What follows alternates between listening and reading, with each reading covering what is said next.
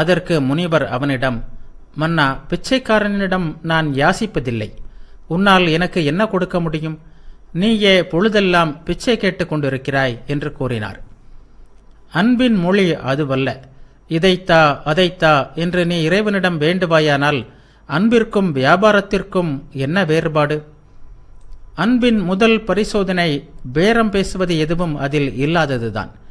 அது எப்போதும் கொடுக்கிறது. கொடுப்பதை தவிர எடுப்பது அதற்கு தெரியாது.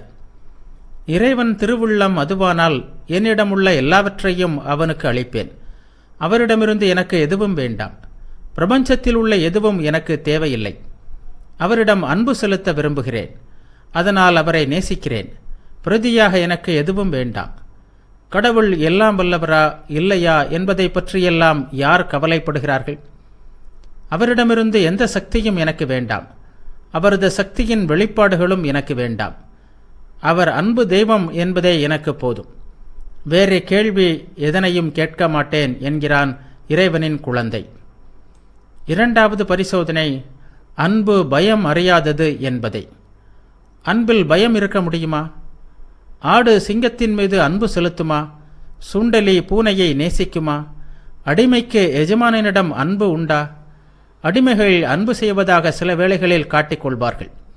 ஆனால் அது அன்பு ஆகுமா? பயத்தில் அன்பை எங்காவது கண்டது உண்டா? அது எப்போதும் போலியானதே. ஒரு கையில் பரிசுகளும் மற்றொன்றில் தண்டனைகளும் வைத்துக்கொண்டு மேகமண்டலத்திற்கு அப்பால் இருக்கின்ற ஒருவராக இறைவனை மனிதன் நினைக்கும் வரை அன்பு என்பது வர இயலாது. அன்புடன் ஒருபோதும் பயக்கருத்தோ அல்லது நமக்கு பயமூட்டக்கூடிய எந்த கருத்துமோ தோன்றுவதில்லை. வீதியில் ஓர் இளம் தாய் நிற்கிறாள். ஒரு நாய் அவளை பார்த்து குரைக்கிறது. அவள் என்ன செய்வாள்? அருகிலுள்ள வீட்டிற்குள் ஓடுவாள்.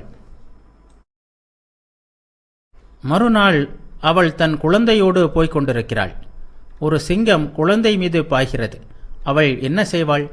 சிங்கத்தின் வாயில் தன்னை கொடுத்தாவது குழந்தையை காக்கத்தானே துணிவாள்.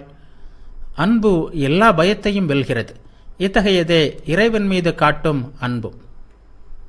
இறைவன் பரிசளிப்பவரா தண்டனை தருபவரா என்பதை பற்றி யார் கவனிப்பது? பக்தனின் எண்ணம் அதுவல்ல. நீதிபதி ஒருவர் தன் வீட்டிற்கு திரும்புவதாக வைத்துக் கொள்வோம். அவரது மனைவி அவரிடம் யாரை காண்பாள்? நீதிபதியையா, பரிசளிப்பவரையா, தண்டனை கொடுப்பவரையா? இவர்கள் யாரையும் அல்ல. அவள் காண்பது தன் கணவரையே, தனது அன்பரையே. அவரது குழந்தைகள் அவரிடம் யாரை காண்பார்கள்?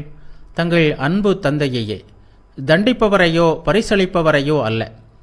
அதுபோன்று இறைவனின் குழந்தைகளும் ஒருபோதும் அவரை தண்டிப்பவராகவோ பரிசளிப்பவராகவோ காண மாட்டார்கள். அவரது அன்பை ஒரு நாளும் சுவைத்து அறியாதவர்களே அவரை கண்டு பயப்படுகிறார்கள். வாழ்நாள் முழுவதும் அஞ்சி நடுங்குகிறார்கள். அவர் தண்டிப்பவர், பரிசளிப்பவர் போன்ற பயங்கரமான கருத்துக்கள் பண்படாத மனங்களுக்கு பயன் தரலாம். நீங்கள் அவற்றை வீசி எறிந்து விடுங்கள்.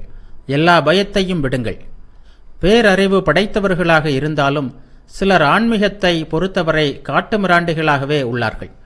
அவர்களுக்கு இந்த கருத்துக்கள் உதவலாம்.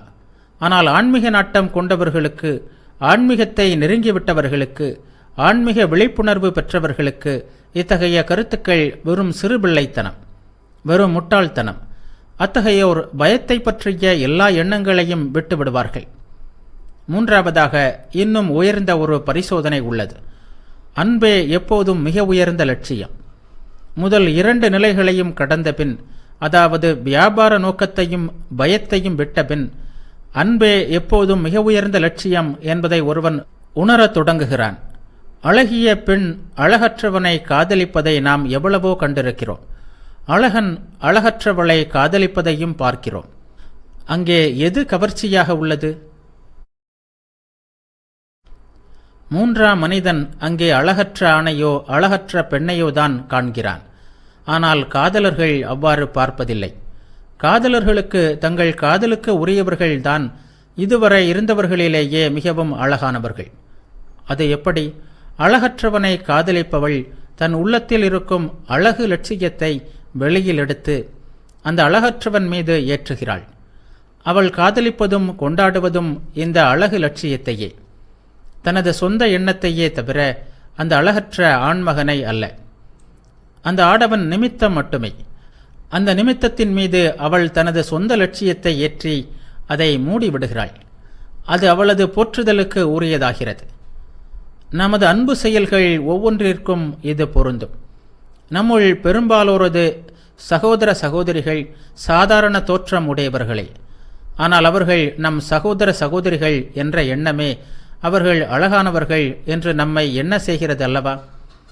இதன் அடிப்படையில் உள்ள தத்துவம் என்னவென்றால், ஒவ்வொருவரும் தன் சொந்த லட்சியத்தை வெளிப்படுத்தி அதனை வணங்குகிறான் என்பதே. இந்த புற உலகம் வெறும் நிமித்தம் மட்டுமே. நாம் காண்பன எல்லாம் நம் உள்ளங்களிலிருந்து வெளிப்படுத்தப்பட்டவை. முத்து சிப்பிக்குள் நுண்ணிய மணல் ஒன்று புகுந்து விடுகிறது. அது அந்த சிப்பியை உறுத்துகிறது. அந்த உறுத்தலின் விளைவாக சிப்பியில் ஒருவித திரவம் சுரக்கிறது. அது அந்த மணலை மூடிக்கொள்கிறது. அதன் இறுதி விளைவே அழகிய முத்து. நாம் எல்லோரும் செய்வதும் இதுதான். புறப்பொருட்கள் நமக்கு சூசகங்களை மட்டுமே தருகின்றன. அவற்றின் மீது நாம் நமது லட்சியங்களை ஏற்றி நமக்கான பொருட்களை உண்டாக்கிக் கொள்கிறோம். இந்த உலகை தீயவர்கள் முழு நரகமாக காண்கிறார்கள். நல்லவர்கள் பூரண சொர்க்கமாக காண்கிறார்கள். காதலர்கள் காதல் நிரம்பியதாகவும் வெறுப்பவர்கள் வெறுப்பு நிரம்பியதாகவும் காண்பார்கள். போராளிகளுக்கு இந்த உலகில் போரை தவிர எதுவும் தெரியாது. அமைதியை நாடுவோர் அமைதியை தவிர வேறெதையும் காண மாட்டார்கள். அவ்வாறே நிறை மனிதன் இறைவனை தவிர வேறு எதையும் காண மாட்டான். எனவே நாம் மிக உயர்ந்த நமது லட்சியத்தையே எப்போதும் வணங்குகிறோம். லட்சியத்திற்காகவே லட்சியத்தின் மீது அன்பு செய்யும் நிலையை நாம் அடையும் போது எல்லா வாதங்களும் சந்தேகங்களும் என்றென்றைக்குமாக அழிந்துவிடும். கடவுள் இருப்பதை நிரூபிக்க முடியுமா முடியாதா, அது பற்றி யாருக்கு கவலை? ஆனால் லட்சியம் ஒரு நாளும் என்னை விட்டு போகாது. ஏனெனில் அது எனது சொந்த இயல்பின் ஒரு பகுதி. நான் இருக்கிறேனா என்ற சந்தேகம் எழுந்தால் மட்டுமே லட்சியத்தை பற்றிய சந்தேகமும் எழும். அதை பற்றிய சந்தேகம் வராதபோது இதை பற்றியும் சந்தேகம் வர வழியில்லை. எனக்கு வெளியில் எங்கோ இருந்து கொண்டு வேடிக்கை விளையாட்டாக இந்த பிரபஞ்சத்தை நடத்தி கொண்டு பல நாட்களாக இதனை படைத்த பின் ஓய்வெடுத்து கொண்டிருக்கின்ற ஒரு கடவுளை விஞ்ஞானத்தால் நிரூபிக்க முடியுமா முடியாதா என்பது பற்றி யாருக்கு கவலை? எல்லாம் வல்லவராகவும் அதே வேளையில் கருணை வடிவினராகவும் கடவுளால் இருக்க முடியுமா முடியாதா என்பதை பற்றி யாருக்கு கவலை? அவர் மனித குலத்திற்கு பரிசளிப்பவரா என்று யார் கவலைப்படுகிறார்கள்? கொடுங்கோல் மன்னனின் கண்கொண்டு நம்மை நோக்குபவரா அல்லது செங்கோல் தவறாத மன்னனின் கண்கொண்டு பார்ப்பவரா? இதை பற்றியெல்லாம் கவலைப்படுவது யார்? பரிசுகளுக்கும் தண்டனைகளுக்கும் அப்பால், பயங்களுக்கும் சந்தேகங்களுக்கும் அப்பால், விஞ்ஞான முறைப்படியோ வேறு முறைப்படியோ நிரூபிப்பதற்கும் அப்பால், இவை அனைத்திற்கும் அப்பால் பக்தன் சென்று விடுகிறான். இந்த அன்பு லட்சியம் ஒன்றே அவனுக்கு போதும். இந்த பிரபஞ்சமே அன்பின் வெளிப்பாடு என்பது வெளிப்படை அல்லவா? அணுக்களை அணுக்களோடு மூலக்கூறுகளை மூலக்கூறுகளோடு ஒன்று சேர்ப்பதும், பெரிய கோள்களை ஒன்றை நோக்கி மற்றொன்று பாய செய்வதும், ஆணை பெண்ணிடம் ஈர்ப்பதும் பெண்ணை ஆணிடம் ஈர்ப்பதும், மனிதனை மனிதனிடம் ஈர்ப்பதும் மிருகங்களை மிருகங்களிடம் ஈர்ப்பதும், பிரபஞ்சம் முழுவதையும் ஒரு மையத்தை நோக்கி ஈர்ப்பது போல் உள்ளதும் எது? அதுவே அன்பு எனப்படுவது. அனைத்திலும் தாழ்ந்த அணு முதல் மிக உயர்ந்த உயிர் வரை அதன் வெளிப்பாடு தெளிவாக தெரிகிறது. அது எங்கும் நிறைந்தது, எல்லாவற்றிற்குள்ளும் இருப்பது. எங்குமே அன்புதான் உள்ளது. எல்லா உயிர்களிலும் எல்லா பொருட்களிலும் சிறப்பானவற்றிலும் பொதுவானவற்றிலும் கவரும் ஆற்றலாக தன்னை வெளிப்படுத்துவது இறையன்பே. பிரபஞ்சத்தில் விளங்கும் தூண்டு சக்தி அதுவே. அந்த அன்பின் உந்துதலினால்தான் இயேசு மனிதகுலத்திற்காக தமது உயிரை ஈந்தார். புத்தர் ஒரு மிருகத்திற்காக கூட உயிர் விட துணிந்தார். தாய் குழந்தைக்காகவும் கணவன் மனைவிக்காகவும் உயிரை விட துணிகின்றனர்.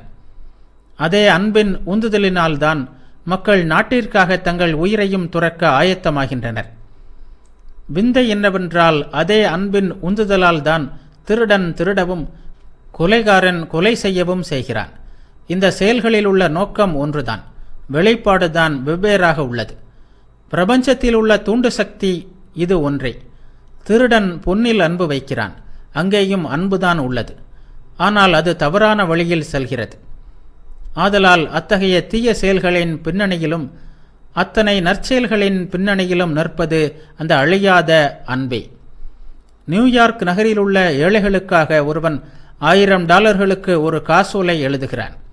அதே சமயம் அதே அறையில் இன்னொருவன் ஒரு நண்பனின் பொய் கையெழுத்தை இடுகிறான். இருவருக்கும் எழுத உதவுகின்ற ஒளி ஒன்றே. ஆனால் அதை எப்படி பயன்படுத்த வேண்டும் என்பதற்கு அவனவனே பொறுப்பு. ஒளியை குறை கூறுவதிலோ புகழ்வதிலோ பொருள் இல்லை. பற்றில்லாமல் ஒவ்வொன்றிலும் ஒளிர்வது அன்பே. பிரபஞ்சத்தின் தூண்டு சக்தி அதுவே. அது இல்லாவிட்டால் பிரபஞ்சம் ஒரு கணத்தில் தூள் தூளாகிவிடும். அந்த அன்பே இறைவன். அன்பே. கணவனுக்காக எந்த மனைவியும் கணவனிடம் அன்பு செலுத்துவதில்லை. அவனிடம் விளங்கும் ஆன்மாவிற்காகவே அன்பு செலுத்துகிறாள். மனைவியிடம் கணவன் அன்பு கொள்வது மனைவிக்காக அல்ல, மனைவியிடம் உள்ள ஆன்மாவிற்காகவே. ஆன்மாவிற்காகவே அல்லாமல் யாரும் வேறு எதிலும் அன்பு செலுத்துவதில்லை.